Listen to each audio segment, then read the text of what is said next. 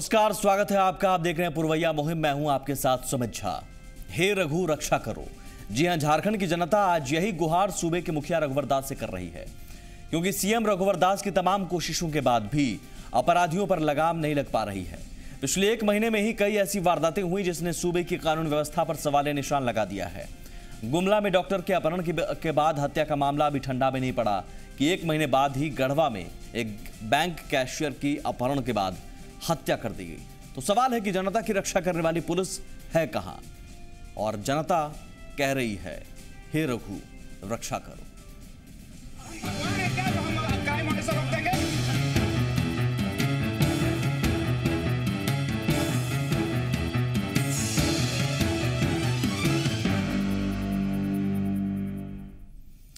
सबसे पहले आपको दिखाते हैं 3 तस्वीरें जो तस्दीक करती हैं कि झारखंड में अपराधियों के हौसले किस कदर बढ़ चुके हैं और अपराधियों के जहन में कानून का खौफ कितना कम हो चुका है या ना के बराबर रह गया है। लोगों के जहन में जरूर अपराधियों का खौफ बढ़ता जा रहा है। 3 तस्वीरें हैं गुमला, हजारीबाग और गढ़वा की तारीख के साथ।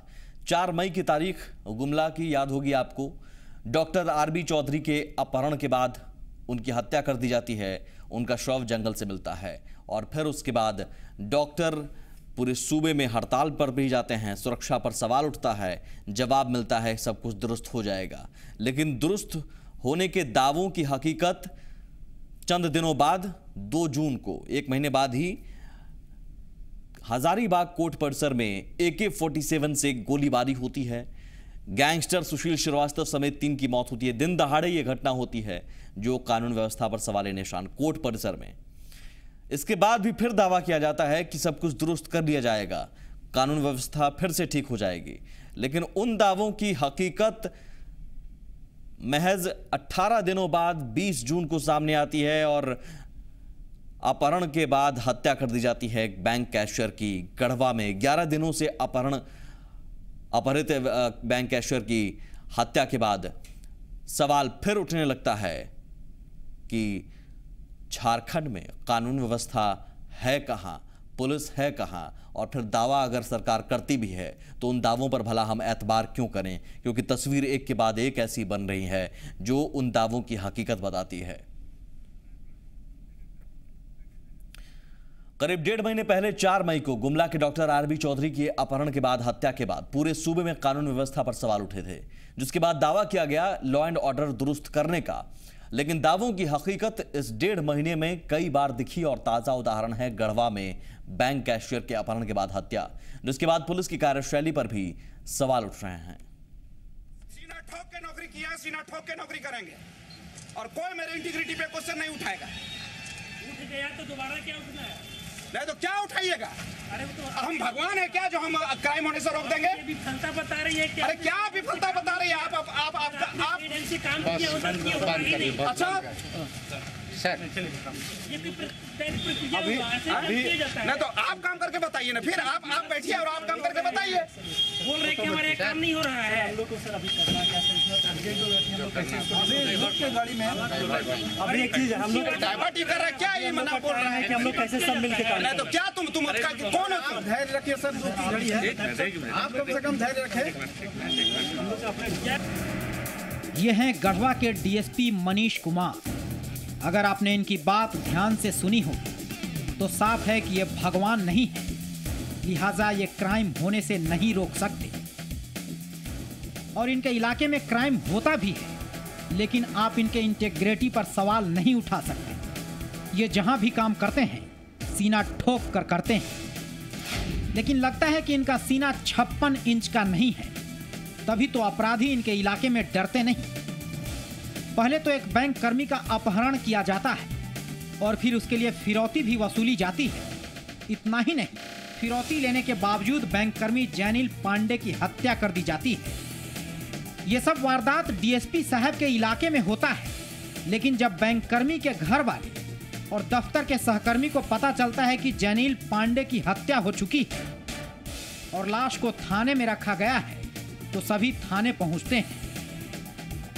जैनिल पांडे की लाश देखने की मांग करते हैं। बस इतनी सी बात पर डीएसपी साहब का पारा 7वें आसमान पर चढ़ जाता है। हम भगवान है क्या जो हम क्राइम होने से रोक देंगे? विफलता बता रही है क्या? अरे क्या विफलता बता रही है आप एजेंसी काम किया हो सकती है। अच्छा अभी एक चीज हम लोग डाइवर्ट कर रहे हैं क्या? ये मना बोल रहे हैं कि हम लोग कैसे सब मिलकर काम नहीं तो क्या तुम कौन हो? धैर्य रखिए सर, 2-3 घड़ी है, आप कम से कम धैर्य रखें। अब आपको बता दें कि 9 जून को बैंककर्मी जैनिल पांडे का अपहरण कर लिया जाता है। वो बैंक से अपने घर लौट रहे थे। कहा तो ये जा रहा है कि अपराधियों के निशाने पर बैंक के मैनेजर थे, लेकिन उस दिन बैंक के मैनेजर की छुट्टी थी। अपहरण के बाद किडनैपर्स ने 5 लाख की फिरौती मांगी। बात 3 लाख पर आकर बन गई। परिजनों ने 2 लाख रुपए भी दे दिए, लेकिन इसके बाद भी जैनिल पांडे की हत्या कर दी जाती है। कहा जा रहा है कि अपहरण करने में 6 लोग शामिल थे, जिनमें से 3 लोगों ने पैसे रख लिए, जबकि बाकी के 3 लोगों को पैसे नहीं मिले। इसी से नाराज 3 लोगों ने जैनिल पांडे की हत्या कर दी। इधर पुलिस लगातार ये कह रही थी कि वो जल्द ही जैनिल पांडे का पता लगा लेगी, लेकिन जैनिल पांडे की हत्या कर लाश को जंगल में फेंक दिया जाता है। इसके बाद जब पुलिस के हाथ जैनिल की लाश लगती है तो कंकाल में बदल चुकी होती है। बताया जा रहा है कि उसके आई कार्ड और रुद्राक्ष के आधार पर उसकी शिनाख्त होती है। उधर आरोप है कि लाश मिलने के बाद भी पुलिस इस बात को छिपाती रही। इधर लाश मिलने के बाद लोगों का आक्रोश बढ़ता जा रहा था और पुलिस किसी को भी बोरे में बंद लाश को देखने से मना कर रही थी। अब ऐसे में घर वालों का कहना है कि हम कैसे यकीन करें कि ये लाश जैनिल पांडे की है। अब जब तक हमारा डीएनए टेस्ट होकर के ना सेटिस्फाइड हो जाए, इसलिए कि हमें भविष्य में तो हमारा पूरा परिवार बिखर चुका है। इसलिए कि 2 बेटी है उनकी शादी के लिए, एक बेटा है, पत्नी है, एक रोजगार जो आता था, पता चला कि रोजगार से जो उनकी आय थी पूरे परिवार का भरण पोषण होता था, परिवार सब जल्दी स्थिति में थी। एक परिवार जो जीत चुका है एक स्टैंडर्ड को, अचानक जब अर्थ का स्रोत बंद हो जाएगा, सरकारी प्रक्रिया के लिए भी पूर्ण रूप में साक्ष्य होना जरूरी है कि हाँ उन्हीं की डेड बॉडी है। और आज जो है सो पता चला कि उनके पहचान के लिए न तो हम लोग अभी तक कोई भी सामान देख पाए हैं और न तो उनका शरीर देख पाए हैं, बस केवल बोरा में बंद बस हड्डियों को केवल बस हम लोगों के पास की बस बोरा में बंद हड्डी है। शायद अगर वहाँ पर गए होते तो कम से कम उनका पैर का कई बार अपने से नाखून काटे, नाखून को देख कर पहचान सकते थे, अगर नाखून में शरीर में बचा होता था। घर वालों का कहना है कि ये बात पुख्ता होनी चाहिए कि ये लाश जैनिल की ही है। इसके लिए वो डीएनए टेस्ट कराए जाने की मांग कर रहे हैं। उधर इस वारदात के विरोध में गढ़वा में बंद भी बुला लिया गया। इस बंद को सभी वर्गों का समर्थन भी मिला। लोगों का गुस्सा चरम पर है। लोगों की मांग है कि इस हत्याकांड की जांच सीबीआई से कराई जाए और दुर्व्यवहार करने वाले डीएसपी साहब को हटाया जाए, जो कि अपना सीना ठोक कर दावा कर रहे हैं। जैनिल पांडे के परिवार के लोग जो है वो अवशेष को, लाश तो नहीं है, अवशेष को लेने से उन लोगों ने इनकार किया है। पुलिस द्वारा पोस्टमार्टम के नाम पर फिर रांची ले जाकर के वापस लाया गया है। कोई लेबोरेटरी टेस्ट, कोई फोरेंसिक जांच नहीं करवाया। मामले को लीपा पोती करने का पूरा प्रयास किया गया है। शुरू से अंधेरे में रखा गया पुलिस प्रशासन द्वारा। कोई दिलचस्पी नहीं ली गई इस केस के जांच में, सिर्फ हम लोग को अंधेरे में रखा गया। और जो डीएसपी द्वारा दुर्व्यवहार किया गया है उसके लिए हम मांग करते हैं कि उन पर तुरंत कार्रवाई।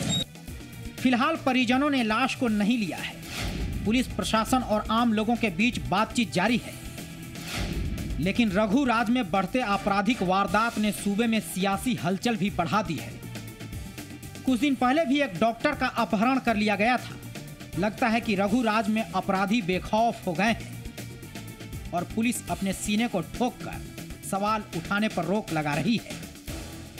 अब सवाल आम जनता का है कि वो जाए तो जाए किसके दर पर, जहां एक अपराधी अपहरण के बाद हत्या कर देते हैं तो दूसरी तरफ लाश देखने के लिए भी पुलिस का सीना सामने आ जाता है। चंदन कश्यप, जी मीडिया, गढ़वा। और ये पहला मामला नहीं है जब झारखंड में अपहरण के बाद हत्या की वारदात सामने आई हो या फिर कानून व्यवस्था को चुनौती देने वाली खबर आई हो। ज्यादा हम पीछे नहीं जाते हैं, पिछले 1.5 महीने में हुई बड़ी वारदातों पर एक नजर डालते हैं। सिर्फ 1.5 से 2 महीने की ये तस्वीर है। 5 मई को गुमला में डॉक्टर आरबी चौधरी की अपहरण के बाद हत्या की खबर आती है और इसके बाद कई सवाल उठते हैं। 2 जून को फिर हजारीबाग कोर्ट परिसर में AK-47 से फायरिंग होती है। गैंगस्टर सुशील श्रीवास्तव समेत 3 की मौत होती है, उसमें वो भी कानून व्यवस्था पर सवाल। 15 जून को लातेहार में सामाजिक कार्यकर्ता प्रहलाद प्रसाद और लादू बाबू की दिन दहाड़े हत्या कर दी जाती है। 18 जून को बोकारो के सेक्टर 12 में रिटायर्ड कर्मचारी के घर पर बंधक बनाकर लूटपाट की जाती है, मारपीट की जाती है उनके साथ। आज भी बोकारो में चोरी की घटना सामने आई है। 20 जून को गढ़वा में 11 दिनों से अपहृत बैंक कैशियर की हत्या कर दी जाती है। ये 5 बड़ी वारदातें हैं। छोटी मोटी वारदातों पर अगर जाएं तो वो बहुत गिनती के में नहीं है, लेकिन 5 दिन, 1.5 से 2 महीने और कई सारे सवाल, जवाब एक भी नहीं। 2 मेहमान हमारे साथ जुड़े हुए हैं। RK सिंह साहब हैं, रिटायर्ड DSP, और राजेश ठाकुर साहब हैं, कांग्रेस के प्रवक्ता। स्वागत है सर आप दोनों मेहमानों का। और हम अपने दर्शकों से भी गुजारिश करेंगे कि ज़रूर जुड़िए आप भी और अपनी बात रखिए। आप भी समझिए कि झारखंड में दरअसल जिस मुद्दे को लेकर सरकार बनी, क्या उस मुद्दे को लेकर विफलता नजर आ रही है?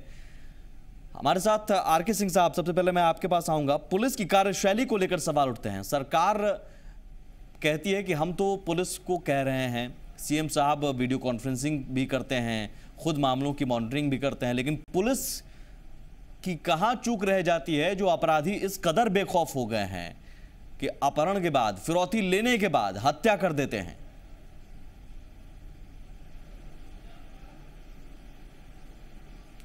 ये गंभीर समस्या है, काफ़ी संवेदनशील है और पुलिस को उसी संवेदनशीलता के साथ, मानवता के आधार पर पब्लिक के साथ व्यवहार करना चाहिए। अभी जो आप बता रहे थे, दिखा रहे हैं, और जो ऊंची आवाज़ में बात सुनी गई है, तो जब विकट परिस्थिति आती है तो पुलिसकर्मी को किसी भी रूप में संयम नहीं खोना चाहिए। पुलिस को दृढ़ जरूर होना चाहिए, लेकिन फर्म होना चाहिए, लेकिन वाणी में संयम होना बहुत ज़रूरी है। तो ये तो बिहेवियरल प्रॉब्लम है, कहीं कहीं पूरे देश में ये सब देखने को मिल रहा है। और इस पर तो व्यापक ये व्यवहारिक जो पक्ष है उस पर ध्यान देने की सरकार के द्वारा जरूरत है। प्रशिक्षण में इस बात की चर्चा प्राय होती रहती है कि सर, कांस्टेबल को प्रशिक्षण हम दे सकते हैं, दरोगा को प्रशिक्षण दे सकते हैं, DSP साहब, SP साहब, जो आला अधिकारी होते हैं, आला अधिकारियों को भी अब बताने की जरूरत होगी कि आप कैसे मामले को डील करें। नहीं, आला अधिकारी की बात नहीं है। देखिए, ये जो नए जो DSP हुए हैं, दरोगा जो बहाल हुए हैं, इनको विधिवत एटीट्यूडनल चेंज के बारे में बताना चाहिए। जो सामाजिक बदलाव हो रहा है उसकी इन्हें जानकारी होनी चाहिए, उसी के अनुरूप व्यवहार करना चाहिए। पुलिस के सामने तो विकट परिस्थिति आती ही रहती हैं, लेकिन पुलिस को किसी भी रूप में वाणी संयम नहीं खोना चाहिए। सर, यहाँ ना संयम है, ना दृढ़ता है। पूछने के लिए हम लोग पुलिस की ये इतनी इसलिए बड़ी लापरवाही है, ना पुलिस में दृढ़ता नजर आ रही है, ना करता हूँ, इसलिए मैं शेयर करता हूँ। और हमारे विभाग के भी, चूंकि मैं इस विभाग में रह चुका हूँ, मैं प्रशिक्षण में भी रह चुका हूँ, और मैं बताना भी चाहता हूं कि जो प्रशिक्षण का जो क्षेत्र है पुलिस विभाग में, अभी उस पर पूरा ध्यान नहीं गया है। प्रशिक्षण को मजबूत बनाने की जरूरत है। इसमें ठीक है, मैं उस पहलू पर आऊंगा सर, उस पहलू पर, प्रशिक्षण पर जाऊंगा, लेकिन सवाल है कि आप चलिए ना, आप सीना ठोकिए, लेकिन कम से कम सुरक्षित तो रखिए। अपराधियों पर लगाम तो कसिए। आप सीना ठोकिए, लेकिन तब ठोकिए जब अपराधी आपके बूते कंट्रोल हो जाए। आप अपराधी पर कंट्रोल नहीं कर पा रहे हैं और सीना ठोक रहे हैं आप परिजनों के सामने। वो परिजन जिनके अपने इस दुनिया में नहीं रहे, जिनके अपनों की हत्या हुई है, उनके सामने आप सीना ठोक रहे हैं और सरकार क्या तमाशा देख रही है।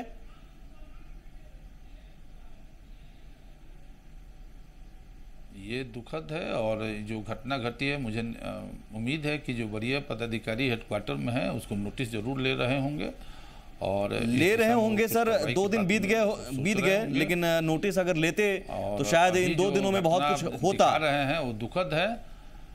इन 2 दिनों में बहुत कुछ होता सर, अगर नोटिस ले रहे होते। शायद किसी को कोई फर्क नहीं पड़ता है, किसी की हत्या कर दी गई और देखिए सीना ठोक रहे हैं DSP साहब, तो शायद ये वाहवाही और देंगे।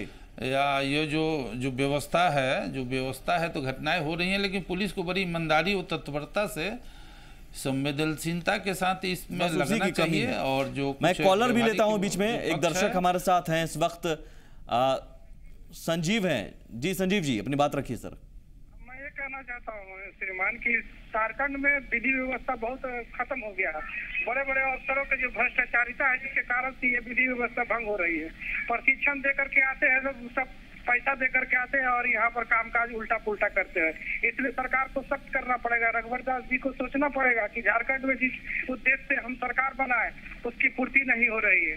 इसलिए संघर्ष करना होगा सर रघुवर दास जी को और चेतावनी देना होगा अधिकारियों को और कम से कम 1000 अधिकारियों को तत्काल निलंबित करना पड़ेगा, तभी जाकर के देश का झारखंड की स्थिति संभल सकती है और सुधर सकती है। क्योंकि भ्रष्टाचार इतना तीव्र मात्रा में है जिसके कारण से ये सुधार संभव नजर नहीं आ रहा है। बार बार ये घटनाएं हो रही है, इस पर कोई सुधार करने की सरकार की मंशा नहीं देखने को मिल रही है, जिसके कारण से आम जनता जनजीवन बहुत क्षतिग्रस्त हो रहा है। बिल्कुल सर, शुक्रिया कॉल करने के लिए। राजेश ठाकुर जी, वाकई ये स्थिति बन चुकी है, इतनी बुरी स्थिति बन चुकी है जहां पर आम जनता की एक उम्मीद है वो टूटती जा रही है। उम्मीद बनी थी और ये उम्मीद पुलिस ही पूरी कर पाएगी। सरकार भी कहती है कि हम पुलिस पर लगाम लगाने की कोशिश कर रहे हैं, पुलिस को कंट्रोल कर रहे हैं और पुलिसिंग सुधार कर रहे हैं, पुलिस को कह रहे हैं, लेकिन पुलिसिंग व्यवस्था सुधर नहीं पा रही है। और ये शायद किसी एक कार्यकाल का मसला नहीं है, किसी एक पार्टी की सरकार का मसला नहीं है।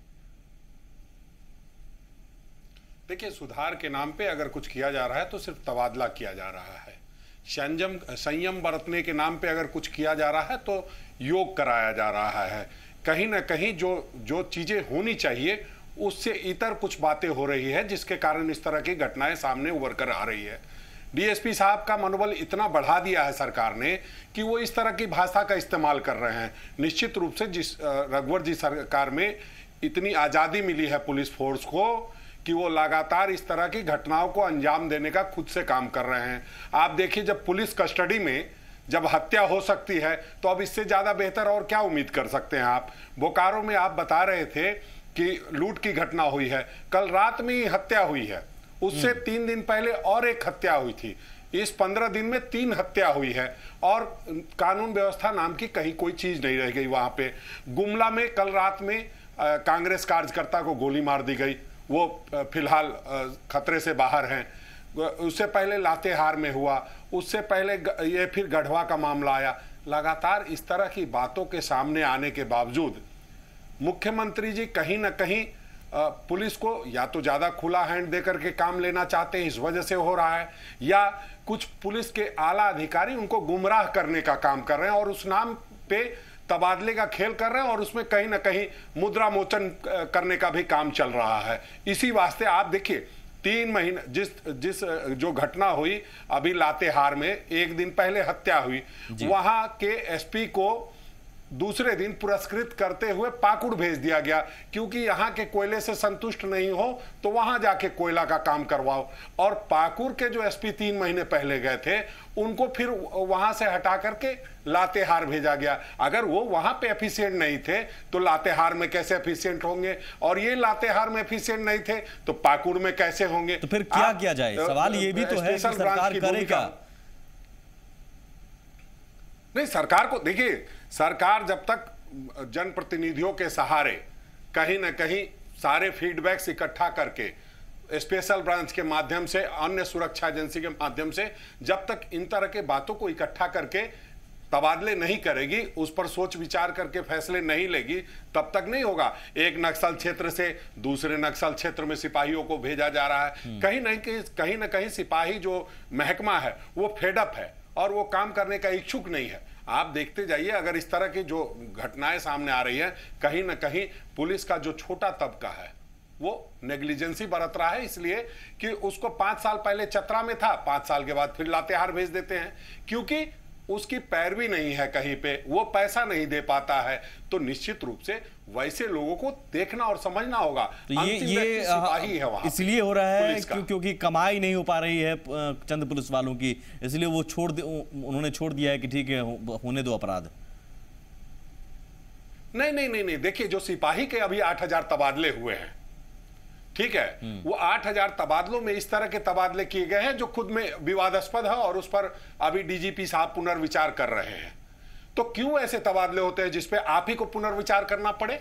आपने किया 3 महीने पहले एसपी का तबादला, उस पर पुनर्विचार करते हुए उनको फिर वापस लाया। आपने किया एडीजीपी का तबादला, 3 महीने पहले उनको 3 बार बदल दिया गया। आपने किया आईजी को, रांची आईजी को पोस्ट करने का काम 3 महीने के अंदर बदल दिया गया। ऐसे फैसले लिए क्यों जा रहे हैं, ये समझने की बात है। नहीं तो क्या ये हो सकता है कि मुख्यमंत्री जी चाहते हो? सवाल है कि ठाकुर जी, सवाल यह है कि क्या इस तरह के खेल पहले भी चलते नहीं थे, जो पहले भी आप भी सहयोगी रहे हैं, तो बीजेपी यही आरोप लगाती थी। मैं इन चीजों में जाता हूं कि क्या अपराध बढ़ने की जड़ यही है या फिर कुछ और भी है?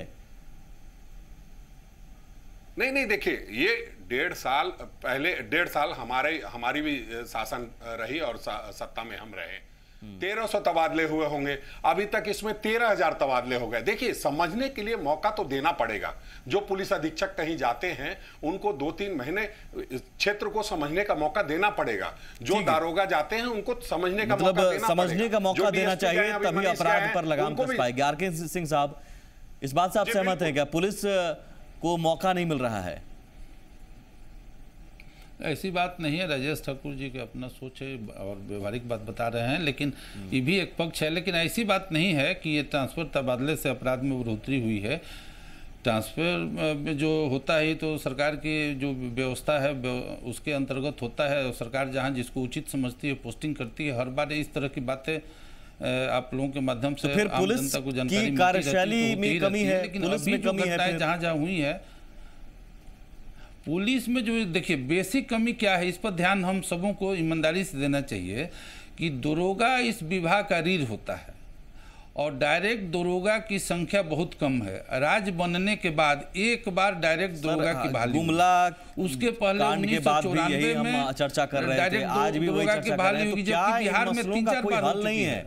यूं ही बैंक कर्मी की हत्या होती रहेगी, डॉक्टर की हत्या होती रहेगी, इंजीनियर की हत्या होती रहेगी। ये पुलिस का जो इन्वेस्टिगेशन विंग है, जो नए जो अफसर आएंगे टेक्निकली इम्प्रूव्ड होंगे तो उसका असर पड़ेगा और उनकी फिर सवाल सरकार पर ही है। अफरोज है हमारे साथ, एक दर्शक मधेपुरा से। जी अफरोज साहब, राज्य में अच्छा दिन आने का वादा किया था, क्या राज्य में अच्छा दिन यही है? रोज लूट, अपहरण, हत्या, इस पर सरकार को लगाम लगाने की जरूरत है।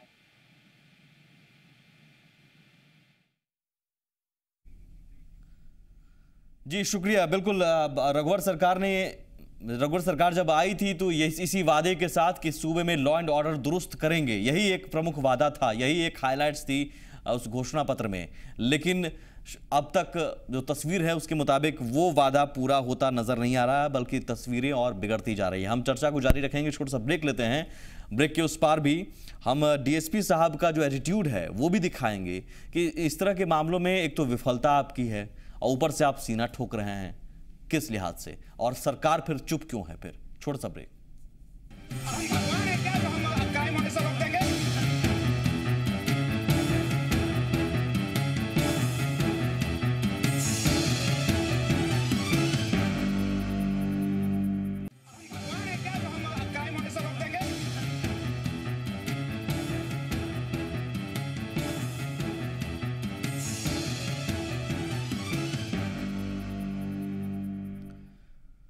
हे रघु रक्षा करो। जी हां, झारखंड में सीएम रघुवर दास से जनता अब यही गुहार लगा रही है, क्योंकि रक्षा करने के वादे किए गए थे, रक्षा हो नहीं पा रहा है।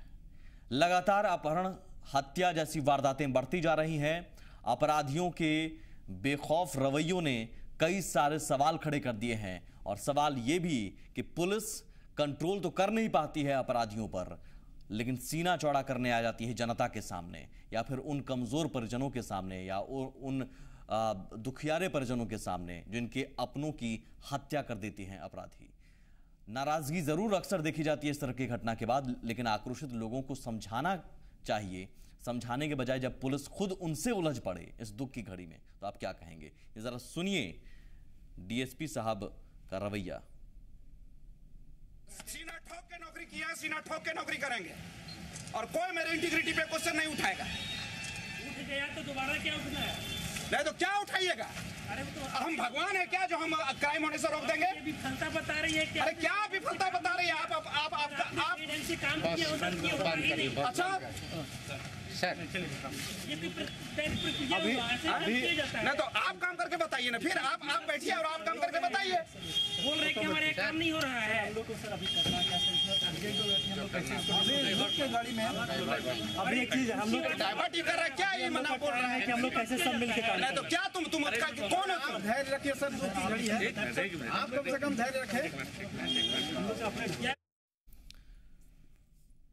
सीना ठोक रहे हैं, लेकिन साहब सीना तब ठोकिएगा जब अपराधी आपके काबू में आ जाएं। अपराधी दिन दहाड़े अपहरण करते हैं, हत्या कर देते हैं, फिरौती लेने के बाद भी सीना ठोक कर तो अपराधी हत्या कर रहे हैं, अपराधी खुली चुनौती दे रहे हैं आपको, फिर भी आप सीना ठोक रहे हैं। किस लिहाज से, किस हक से? और सरकार क्या करती है? सवाल यही है। सिंह साहब, आप रिटायर्ड डीएसपी हैं, तमाम इन मामलों को, ऐसे मामले आपके सामने भी आते होंगे, लेकिन क्या इन मामलों में पुलिस का रवैया जो होना चाहिए वो क्या होना चाहिए? आप एक तरह से आप विफल होते हैं जब आप कुछ नहीं कर पाते हैं। अपहरण 11 दिनों से किया जाता है, 11 दिनों से पूरी घटना आपको पता है, फॉलो कर रहे हैं, लेकिन फिर भी आप उस बचा नहीं पाते हैं। फिरौती वो ले लेते हैं अपराधी, फिर भी हत्या कर देते हैं। एक आपकी बड़ी विफलता है, उसके बाद भी आप सीना ठोकते हैं। दुख की घड़ी में उन परिजनों को ढांढस बंधाने के बजाय सीधे उनको डांटते हैं। देखिए, ये जो घटनाएं घटी हैं और उसमें पुलिस का जो आक्रोश है, यही अनुचित लग रहा है और इसीलिए आम जनता को इस व्यवहार पर काफ़ी खेद है और इस तरह का पुलिसकर्मी को व्यवहार नहीं करना चाहिए। सर, खेद जताया भी नहीं गया है चाहिए, उनमें खेद जताने के लिए डीजीपी साहब आएंगे क्या? और मुझे लगता है कि जब उनमें आक्रोश है तो वो जो वहाँ के जो एसपी साहब है उनको आगे आना चाहिए और लोगों के साथ जो समस्या है उसको डील करना चाहिए। बिल्कुल, सवाल यही है कि सर एसपी साहब भी नहीं आए हैं, कोई पुलिस के वरीय अधिकारी सामने नहीं आए, खेद भी जताते, कम से कम उन परिजनों से मिलते कि ठीक है हमसे गलती हो गई, हम आपके परिजन को नहीं बचा पाए, उल्टे आप उन पर। तो ये जो समस्या है जी बिल्कुल आपका सही है, तो वही व्यवहार के कारण ये हम लोग, तो ये समस्या सिर्फ पुलिसिंग की नहीं सर, सरकार का भी मेरे ख्याल से सवाल है, सरकार पर भी। मैं आता हूं ठाकुर जी आपके पास, लेकिन एक बार फिर से दर्शकों के पास चलते हैं। डॉक्टर हर्षवर्धन हमारे साथ हैं, एक दर्शक जी। डॉक्टर साहब जी, ठाकुर जी, कांग्रेस क्या इन मसलों को लेकर आगे आएगी?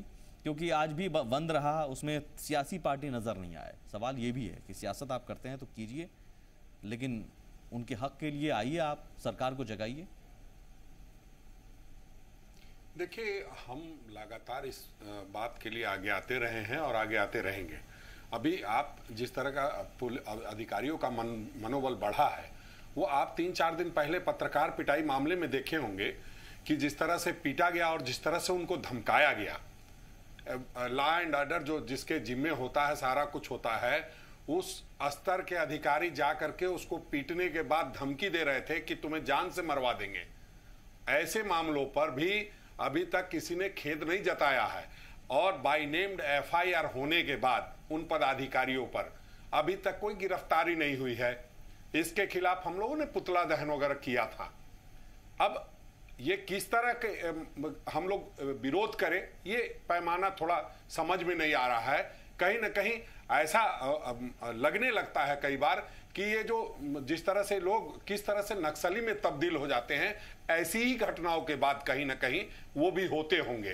क्योंकि जिस तरह से अभी पीछे आपने देखा होगा कि पलामू में जब नक्सली मुठभेड़ बताया जा रहा है, जिस पर कई तरह की बातें हैं, कई लोग उसे फर्जी भी संगठन बता रहे हैं। हमें ये पता नहीं कि वो फर्जी है कि असली है, लेकिन मैं इतना जरूर कहना चाहूंगा कि उसमें एक बच्चे की हत्या हो गई तो हमारे राज्य के डीजीपी ने कहा कि गोली किसी को नहीं पहचानता है कि वो बच्चा है कि बड़ा है। अरे गोली इतना तो पहचानना चाहिए कि नक्सली है कि वो आम आदमी है। अगर इतना गोली नहीं पहचानता है तो ठीक है सर, उस पर हम राज्य के जांच आक्रोश पैदा होगा।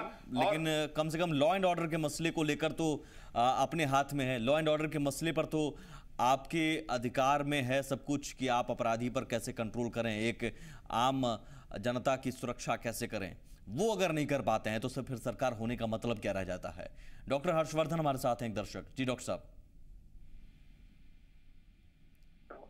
जी अपनी बात रखिए सर। मैं जी पुरवैया को सर्वप्रथम धन्यवाद देना चाहता हूं कि ऐसे गंभीर और संवेदनशील मुद्दों को जी और बात है मेरी है कि कोई भी स्टेट में क्राइम जब बढ़ता है तो कोई ना कोई उसका पॉलिटिकल नेक्सस होता है। साहब का जो व्यवहार है निश्चित है कि उल्टे चोर कोतवाल को डांटे, उसको लॉ एंड ऑर्डर को मेंटेन करने के लिए सब डिवीजन में स्थापित किया जा रहा है। और जिस तरह का व्यवहार लगता है कि एकदम क्रिमिनल ऑफेंस वही खुद कर रहे हैं। बिल्कुल सर, शुक्रिया कॉल करने के लिए। और सवाल ये भी है कि फिर सरकार ये सब देख के चुप क्यों है, मौन क्यों है। ठाकुर जी, एक जो बात कही गई पॉलिटिकल नेक्सस भी, अपहरण उद्योग क्या झारखंड शिफ्ट होने लगा है? डॉक्टर आरडी चौधरी का अपहरण या फिर बैंक कैशियर का अपहरण, ये एक उद्योग के तौर पर आप देख पा रहे हैं इसे? नहीं, देखिए कहीं ना कहीं ये मतलब मैं आप तो कहेंगे कि निश्चित रूप से मैं विपक्ष में हूं, इसलिए मैं जब कहूंगा तो ये कहा जाएगा कि कुछ न कुछ अपना इनका राजनीतिक मकसद होगा। लेकिन ये सही है कि इन दिनों इस तरह के मामले कई आए हैं। देखिए पिछले 6 महीने पहले बातें कुछ और थी या 3 महीने पहले, लेकिन इन 3 महीनों में इस तरह के इतने मसले आए हैं कि इस बात से इनकार नहीं किया जा सकता है कि अपहरण और फिरौती का उद्योग भी यहाँ फल फूलने वाला है या फल फूल रहा है। जिस तरह से लगातार हत्याओं का दौर जारी है, आप देखेंगे कि जितने भी जैसे हत्या ही हुई पुलिस कस्टडी में सुशील श्रीवास्तव की, कौन मारा? गैंगवार हुआ। कहीं ना कोई नेक्सस उसके साथ था, कहीं ना कहीं उसके साथ कोई लोग थे जो इतनी आसानी से उस कोर्ट परिसर में हजारों लोगों के बीच में वो उसको मार दिया जाता है। कहीं ना कहीं से जरूर थोड़ी बहुत प्रोटेक्शन होती है और ऐसा हुआ, बावजूद उसके कार्रवाई क्या हुई? कुछ नहीं। आप लगातार देख रहे हैं बोकारो में मैं 10 अभी घटनाएं हुई हैं जिसका 10 दिन में जिक्र किया जाए तो आंखें शर्म से नम हो जाएंगी कि भाई ये हो क्या रहा है। लेकिन अभी चूंकि वहां एसपी नहीं गई हैं, ठीक है, हो सकता है उनको समझने में वक्त लगेगा, लेकिन कहीं ना कहीं सरकार को यह बात समझना होगा कि किस तरह से कहां क्या करना है। ये सरकार की जिम्मेदारी बनती है कहीं ना कहीं। बिल्कुल सरकार की जिम्मेदारी बनती है, लेकिन सरकार सिर्फ वादों से काम चला रही है। लगता है हर घटना के बाद कहती है कि नहीं दुरुस्त किया जाएगा, दुरुस्त हो रहा है, सब कुछ ठीक हो रहा है, लेकिन सब कुछ ठीक हो रहा है ये दावा होता है, उसके अगले 3 दिन बाद फिर एक घटना सामने आ जाती है। अब सवाल है कि दावों पर एतबार कैसे करें। एनपी शर्मा हमारे साथ हैं, एक दर्शक एलपी शर्मा साहब हैं। जी सर, कहिए, अपनी बात रखिए।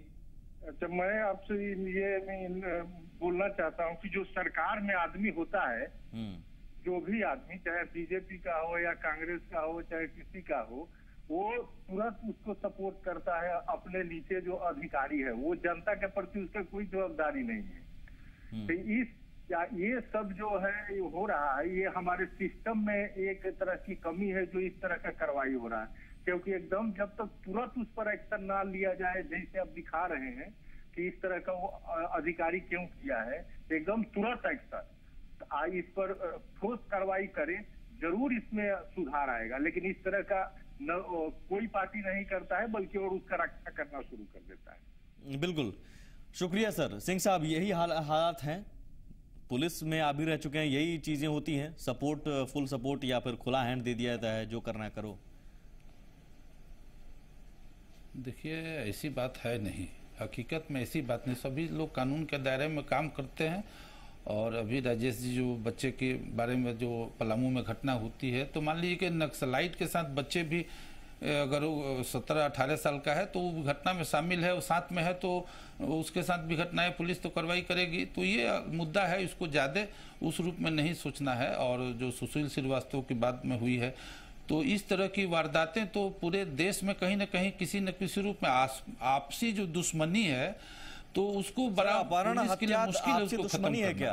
लूट आपसी दुश्मनी है क्या? हर चीज और आपसी ये जो दुश्मनी से जोड़ अपहरण की दीजिएगा। भी बातें हैं तो उद्योग की, देखिए ये झारखंड में हम लोग रहते हैं, अभी भी झारखंड दूसरे राज्यों की अपेक्षा बेहतर है, हर मामले में बेहतर है, अपराध के मामले में भी और राज्यों की अपेक्षा ये काफी बेहतर। 1.5 महीने का आंकड़ा चल रहा है सर, हम लोग रहते हैं तो ऐसा आरोप आप स्क्रीन पर आप भी दिख रहे हैं और आपके ठीक ऊपर स्क्रीन पर दिख रहा है 1.5 महीने का आंकड़ा, ठीक है।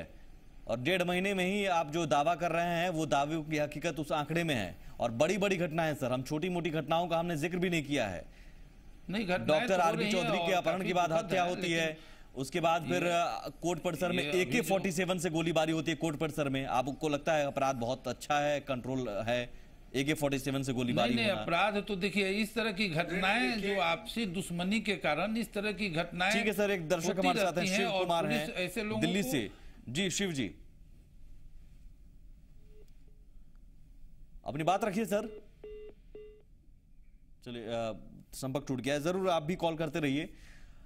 मैं तारीख के हिसाब से मैं पूरी कहानी बयां कर रहा हूं, आपको एक बार फिर से बता देता हूं सर, सुन लीजिए। अपराध कंट्रोल करने की जरूर बात होनी चाहिए, ना कि ये दावा अभी होना चाहिए, क्योंकि दावों की हकीकत दिख रही है। 5 मई को गुमला में डॉक्टर आरबी चौधरी के अपहरण के बाद हत्या कर दी जाती है।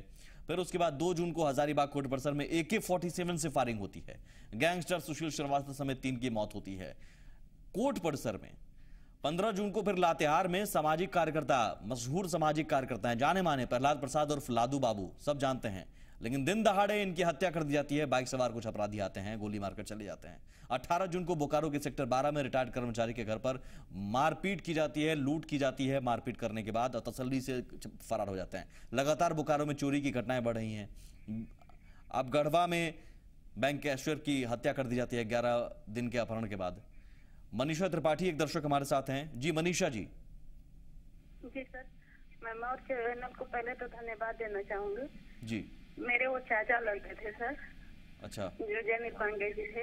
अच्छा अच्छा। लेकिन गढ़वा का ऐसा विधि व्यवस्था है सर कि वहाँ तो दिन रात को कहिए दिन को निकलने में डर लगता है। क्या सरकार कर रही है उसका तो मैंने छोड़ ही दीजिए। 12 दिन के बाद क्या घर वाले को हाल होता है, कोई ऐसा चीज नहीं था सर। हम लोग 3 लाख रुपया 2 लाख रुपया पैसे दिखाया जा रहा है, लेकिन हम लोग 3 लाख रुपया दिए थे। 3 लाख रुपया देने के बाद भी उनकी हत्या कर दी गई है। मनीषा जी, गुजारिश है कि आप रहिए हमारे साथ, क्योंकि बहुत अहम है आपकी जानकारी। और मैं बिल्कुल जी पुरवैया आपके और आपके परिवार के साथ है इस दुख की घड़ी में, संवेदना जाहिर करता है। मुझे बताइए मैम कि कैसे इन 11 दिनों में क्या क्या हुआ और पुलिस कहाँ कहाँ आपको सपोर्ट करती नजर आई? ये पुलिस अगर की रहती तो वो जिंदा रहते। अगर पुलिस की रहती, हम लोग तो तुरंत ही पुलिस के पास गए हैं। उन लोग का फौरन का ये फोन आया है, फोन आने के बाद पैसा दिया गया है, पैसा लेने के बाद भी उन लोग मार दिया। इन 11 दिनों में फोन आता रहा, आप बात करती रही? नहीं आ रहा था, उन लोग फोन नहीं कर रहा था। अच्छा। उन लोग तो तुरंत ही मार दिए। 12 तारीख को मारा है, पुलिस ने बताया 10 तारीख को मार दिए हैं, लेकिन उन लोग 12 तारीख को मारा है। आपके पास फोन कब आया था आप लोगों के पास? हम लोग के वो 9 तारीख को फोन आया है। 9 तारीख को फोन आया। कितनी रकम मांगी गई? अपहरण करने के बाद तुरंत ही फोन किया है उन लोग। कितनी रकम मांगी गई? 3 लाख रुपया मांगी गई। 3 लाख रुपया। फिर आपने पुलिस को बताया ये चीज? जी हाँ सर, तुरंत ही बताए हैं हम लोग। तो फिर पुलिस ने क्या कहा था? पुलिस ने वही कि मैंने कार्रवाई कर रही हूँ, लेकिन कुछ भी नहीं हुआ कार्रवाई करने के बाद। कॉल ट्रेस करने की भी कोशिश नहीं की गई? की गई सर, लेकिन कॉल उन्हीं के फोन से की गई थी। अच्छा।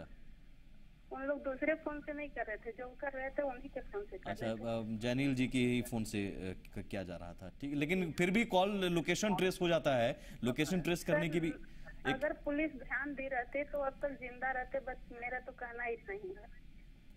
और बातचीत को लेकर, व्यवहार को लेकर, पुलिस के व्यवहार को लेकर नहीं, हम लोग खुश नहीं है सर, हम लोग संतुष्ट नहीं है। ठीक है मनीषा जी, आप रहिए हमारे साथ। मैं चाहूंगा कि आज आपके माध्यम से पूरी जनता, झारखंड की सरकार देखे समझे कि पुलिस काम कैसे करती है। और आरके सिंह साहब हैं, रिटायर्ड डीएसपी हैं।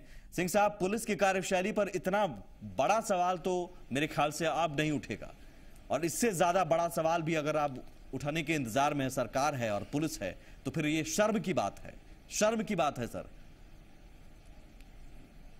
ये आप जो बता रहे हैं, ये जो घटनाएं तो घटी हैं दुखद हैं और इस पूरे राज्य की प्रतिष्ठा प्रभावित हो रही है। अभी जो बाहर से उद्योगपति आने वाले हैं, इस तरह की घटनाएं जब चर्चा में होंगी तो निश्चित रूप से यहाँ का आर्थिक विकास भी प्रभावित होगा। लेकिन अभी जो हमारी छवि धूमिल हो रही है केवल व्यवहार के कारण हो रही है।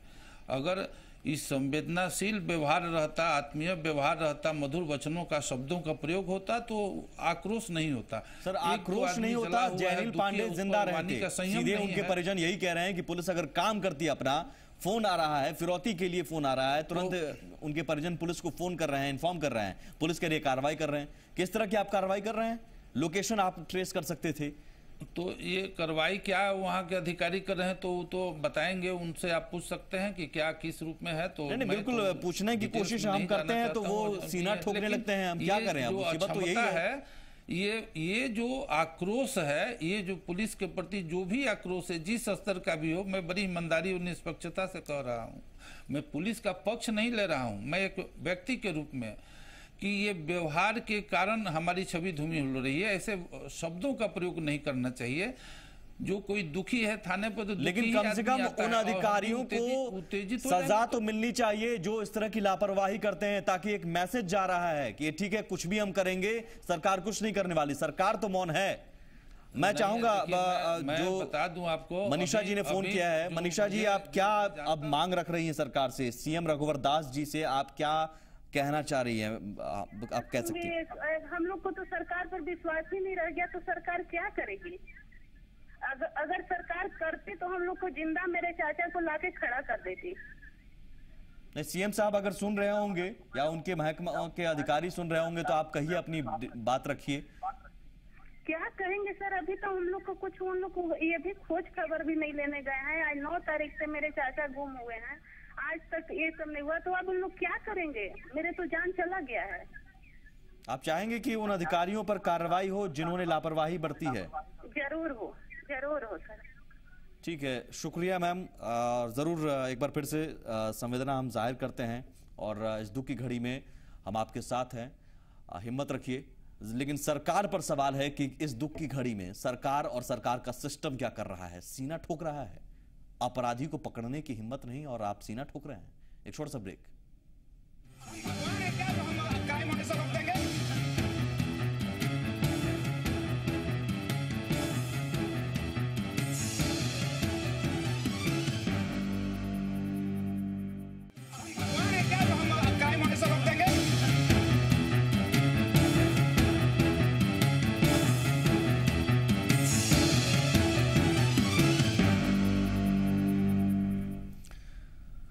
ये गुहार फिलहाल झारखंड की जनता लगा रही है, हे रघु रक्षा करो, लेकिन सरकार नजर कहीं आ नहीं रही है। नजर आ रहे हैं अधिकारी, और वो अधिकारी जिनकी जुबान पर ढांढस रखने की कोई शब्द नहीं है, हिम्मत बांधने के कोई शब्द नहीं है इस दुख की घड़ी में, बल्कि उस दुख की घड़ी में उन परिजनों को के सामने सीना ठोकने की एक हिम्मत है, और हिम्मत बेशर्मी के साथ। सवाल यह है कि 11 दिन से अपहरण करने के बाद हत्या कर दी जाती है, और उसके बाद भी आप अपराधी को पकड़ नहीं पाते हैं और कहते हैं कि हम सीना ठोकर कह रहे हैं, हम पर कोई सवाल नहीं उठा सकता। और सवाल ये कि भगवान नहीं है हम कि अपराध को कंट्रोल कर सकें। कंट्रोल मत कीजिए साहब, लेकिन किसी की जान तो बचा सकते थे। अपहरण के बाद भी आप कार्रवाई तो कर सकते थे। जो सवाल उठ रहे हैं, सुनिए गढ़वा के डीएसपी साहब को एक बार फिर से। सीना ठोक के नौकरी किया, सीना ठोक के नौकरी करेंगे, और कोई मेरे इंटीग्रिटी पे क्वेश्चन नहीं उठाएगा। गया तो दोबारा क्या उठना है? नहीं तो क्या उठाइएगा? अरे तो हम भगवान है क्या जो हम क्राइम होने से रोक देंगे? विफलता बता रही है क्या? अरे क्या विफलता बता रही है? आप काम किया। अच्छा सर, अभी नहीं तो आप काम करके बताइए ना, फिर आप बैठिए और आप काम करके बताइए। बोल रहे कि हमारे काम नहीं हो रहा है। हम लोग को सर अभी करना क्या गाड़ी में अभी एक चीज हम लोग डाइवर्ट कर रहे हैं क्या? ये मना बोल रहे हैं कि हम लोग कैसे सब मिलकर काम नहीं तो क्या तुम कौन हो? धैर्य रखिए सर, दुख की घड़ी है, आप कम से कम धैर्य रखें। राजेश ठाकुर जी, अब जनता किसके पास जाए सर? कहां जाए? देखिए जिस तरह की बातें उनके मुंह से निकल रही है, बर्खास्तगी से कम कुछ भी नहीं होना चाहिए। मेरे ख्याल से ये डीएसपी साहब जो हैं, अब मैं चेहरा तो नहीं देख पा रहा हूं किसी कारणवश, लेकिन मैं जो मान के चल रहा हूं कि ये जो साहिब हैं, ये कहीं ना कहीं वो जेपीएससी घोटाले की पैदाइश हैं, इसलिए इस तरह का व्यवहार कर रहे हैं। कहीं ना कहीं ये पैसा देकर के जो डीएसपी बने होंगे वो उस वसूली के चाहते होंगे, और इस वजह से इस तरह का व्यवहार करके वो चाहते हैं कि हमारा तबादला हो जाए। सरकार को तबादला नहीं, सस्पेंशन के साथ उनको हटाना चाहिए, और अगर विपक्ष की माने तो कम से कम बर्खास्तगी होनी चाहिए ऐसे लोगों की। वो बहन जो रो रही है सर, गढ़वा में आज बंद था, सरकार को बर्खास्त करना आपकी पार्टी की तरफ से या किसी भी पार्टी का कोई नुमाइंदा गया नहीं? सवाल मेरा ये भी है विपक्ष होने के नाते। नहीं, देखिए आप उसको इस तरह से ले रहे हैं, आप उसको इस तरह से लीजिए कि जब जनता स्वाभाविक रूप से आगे बढ़ के आए, तो अगर उसमें कांग्रेस पार्टी या कोई अन्य पार्टी जाती है तो फिर यही मीडिया, यही वहां के लोग कहेंगे ये लोग राजनीति कर रहे हैं। जब स्वाभाविक रूप से लोगों का गुस्सा भड़का हुआ है, वैसे में ये जरूर हम लोग का दायित्व बनता है कि हम डीजीपी से मिलकर बात करें, हम सरकार से कहें, हम सरकार से मांग करें। हम भी मांग ही कर सकते हैं।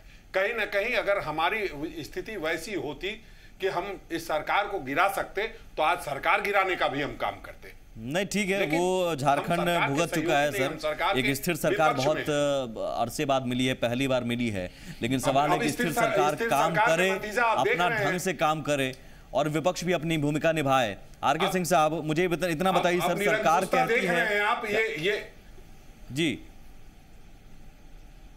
ये आप देखिए कितने लोगों ने मिन्नत से, कितनी शिद्दत से, कितने मुद्दत के बाद सरकार को बनाने का काम किया, अस्थाई सरकार को बनाने का काम किया था, और ये सरकार अस्थाई होने के बावजूद निरंकुश होते जा रही है।